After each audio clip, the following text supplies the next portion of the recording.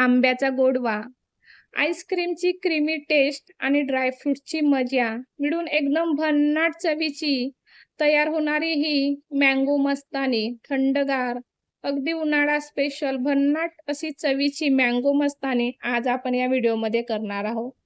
करायला अतिशय सोपी आहे, फक्त 5 मिनिटात तयार होतो। चला तर मग लगेचच सुरू करूया।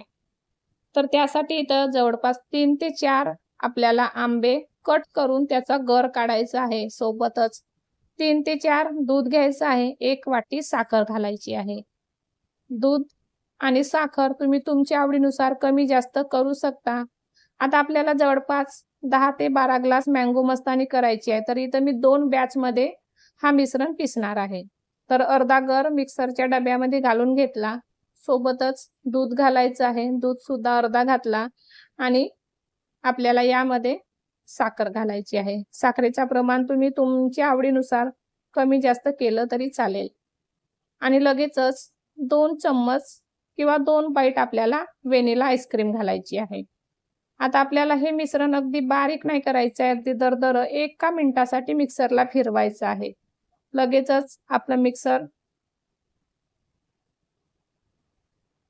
आपलं इथं मिश्रण तयार आहे। तर अशा प्रकारे तुम्ही बघू शकता अगदी दाटसर मस्त असा इथं आपला मँगो शेक तयार आहे।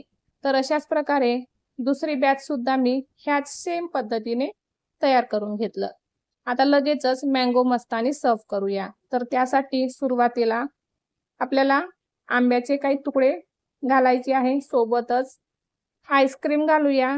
आईस्क्रीमचा प्रमाण कमी जास्त तुम्ही करू शकता। आईस्क्रीमचे बाईट घातले, लगेचच तयार केलेला मँगो शेक घालूया आणि पुन्हा यावर आपल्याला एकदा आईस्क्रीमची बाईट घालायची आहे आणि आंब्याचे तुकडे घालूया आणि डेकोरेटसाठी काही आपल्याला ड्रायफ्रुट्स लागणार आहे। तर त्यासाठी इथं मी बदाम घेतले, तुम्ही तुमच्या आवडीनुसार बदाम, तुटी फ्रुटी किंवा काजू घेतले तरी चालेल। तर अशा प्रकारे अगदी भन्नाट चवीची फक्त 5 मिनिटात अशी ही थंडगार मस्त अशी बाजारापेक्षा मार्केटपेक्षा भारी मँगो मस्तानी तयार झाली।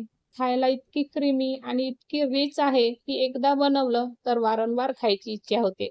तर व्हिडिओ कसा वाटला मला कमेंट करून नक्की सांगा। आवडल्यास लाईक करा, शेअर करा, चॅनलवर नवीन असाल तर सबस्क्राईब